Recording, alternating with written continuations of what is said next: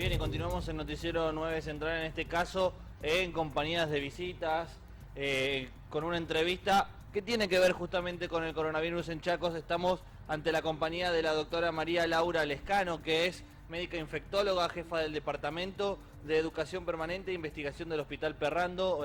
Muy buenos días, buen mediodía, muchas gracias por estar aquí en nuestros estudios. Gracias. Arranco. Hace instante nada más, la Organización Mundial de la Salud acaba de decretar el coronavirus como pandemia. Exactamente. La primera pregunta para que la gente sepa la diferencia entre epidemia y pandemia, ¿cuál es?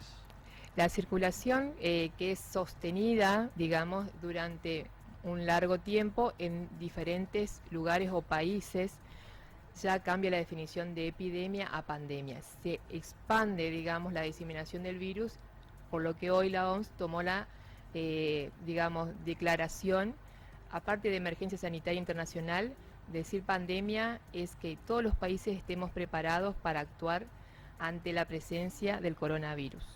Doctora, el calor influye en algo, cómo afecta también a nuestra provincia, teniendo en cuenta, bueno, hace poco tiempo hacíamos una entrevista justamente, creíamos que el coronavirus no iba a llegar todavía a la Argentina o a esta región por lo menos, teniendo en cuenta las altas temperaturas. ¿Cómo afecta eso y si seguimos siendo beneficiosos en ese sentido? Sí, por un lado sí, porque sabemos que quizás realizando las medidas correctas de aislamiento, que es lo primero que uno realiza ante un caso de sospecha, se aísla al paciente y no provoca la circulación en la comunidad, ¿sí?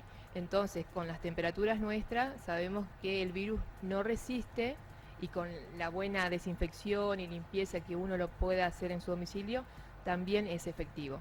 El problema es cuando nosotros tenemos muchos casos importados y no se acatan a las recomendaciones de aislamiento o no se realiza correctamente un protocolo para actuar en detección precoz de una sospecha y a partir de ahí el accionar de cómo se debe manejar los casos del contacto.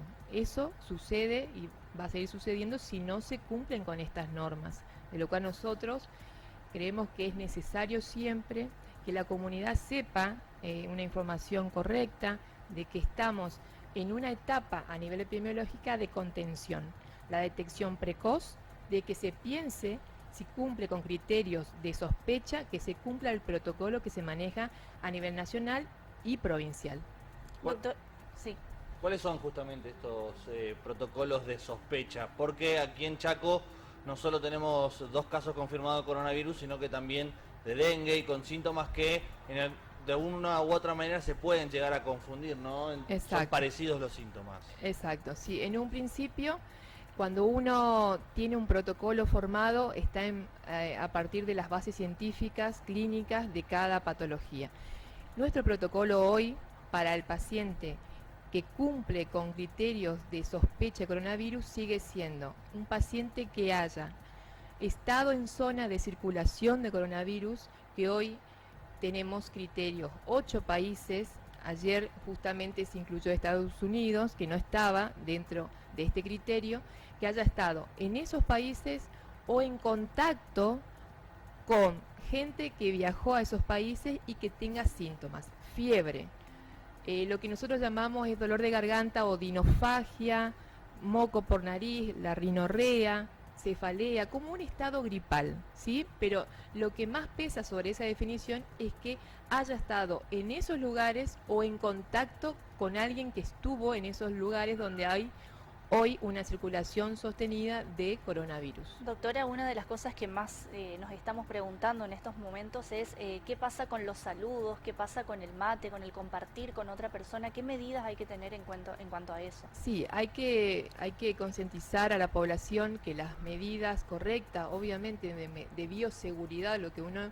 llama, es evitar cuando ya hay una circulación de virus y nuestra temporada en sí invernal falta, pero ya se aproxima, hay que enseñar a que el alcohol gel y el lavado de mano hoy es fundamental para toda la población, porque evitamos la transmisión a través de quizás partículas que queden en la superficie, ¿sí?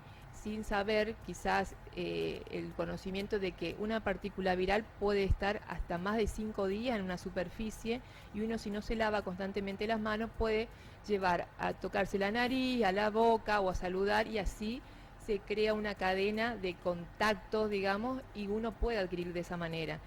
La otra es el saludo, porque obviamente al transmitir gotitas de flush, lo que se llaman las gotas, que muchas veces uno al hablar lo produce, hay que cubrirse con el pliegue del codo, cuando estornuda y tose, y bueno, cuando está con un estado gripal, con más razón, no concurrir al lugar de trabajo, no concurrir a la escuela, porque uno compromete y debe tener también una responsabilidad con la sociedad y aislarse en ese momento hasta que sea obviamente observado por el médico o evaluado por el médico. ¿La vacuna contra la gripe previene también el coronavirus? No.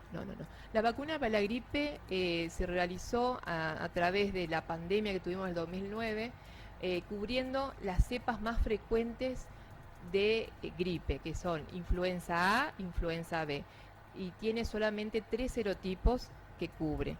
O sea, que por eso es la indicación de la vacunación anual, porque nosotros siempre seguimos cubriendo lo que más circula a nivel de gripe, influenza A, influenza B, y dentro del tipo A se divide en H1N1 y H3N2. Eso nosotros tenemos incluida en el calendario de vacunación anual. No previene el coronavirus. Tomar vitaminas, doctora, para aumentar las defensas por ahí, hoy, ¿es conveniente? ¿Sirve? ¿No sirve? Y eso es muy particular, porque si el paciente está bien nutrido, si es un paciente que es sano, quizás no va a hacer falta, pero tenemos otra clase de pacientes que pueden tener alguna desnutrición por diferentes causas o motivos. En sí la buena alimentación aportando cítricos, aporta la mayoría de las vitaminas que nosotros siempre insistimos en que pueda tener el paciente, para evitar también de alguna manera una desnutrición o alguna exposición a algún tipo de virus. La vitamina C, que es la que más siempre recomiendan, pero en sí no es una recomendación fuerte para toda la población. Doctora, recién hablaba, mi compañera le preguntaba, ¿no?, sobre los saludos y el mate. ¿Cuánto le cuesta o cuánto le va a costar a los argentinos dejar de compartir el mate? ¿Por qué es tan importante dejar de hacerlo? Sí, es es algo cultural, entonces hoy tenemos que tener conciencia de que la transmisión, compartiendo un mate, yo comparto y transmito la saliva, y yo puedo estar en un periodo de incubación y que posteriormente comience con síntomas, y eso lleva a un riesgo de transmisión. Así que es muy importante que se concientice que si la población, bueno, es cultural, es difícil, pero si quiere tomar mate, tiene que tomar mate solo y no compartir. Sería eso el único consejo, digamos. Lo mismo pasa con las botellas, no compartir botellas, los vasos, la higiene personal, llevar alcohol gel constantemente, el lavado de manos. A nivel del trabajo lo mismo, hay que higienizar la superficie de contacto. Es muy importante la educación ambiental que nosotros podemos brindar. Doctora, otra de las cuestiones también muy importantes es que en estos momentos la gente, con toda esta alerta que se generó por el coronavirus, la gente generalmente asocia el coronavirus con la muerte. Tener coronavirus no necesariamente implica que una persona se vaya a morir, ¿no? No. Hay factores de riesgo y hay una población vulnerable que sí podría tener una complicación a causa de esta infección viral. Lo mismo nos ha pasado con la gripe, lo mismo. Hemos vivido en el 2009 a la fecha muchas infecciones por gripe, y sobre todo aquella población vulnerable que tenga alguna enfermedad de base, cardíaco, hipertenso, diabético, obeso. Se incluyó a las embarazadas, porque hemos tenido experiencia en las embarazadas, o pacientes con algún grado de inmunodeficiencia o defensas bajas por diferentes enfermedades, son los que llevaron a la complicación de las neumonías a causa de la gripe, y la mortalidad aumentaría en esos casos. Es una población muy vulnerable, y se está viendo que en la población de China, que tiene mayor experiencia por la cantidad de casos, fueron mayores de 65 años los que aumentaron la tasa de mortalidad. No así en la edad pediátrica, por ejemplo. Doctora, muchísimas gracias por visitarnos y Ujú. sobre todo por compartir todos sus conocimientos en esto que tiene que ver justamente con la prevención, con los cuidados que tenemos que tener en cuenta para prevenir este virus, ¿no? Muchas gracias.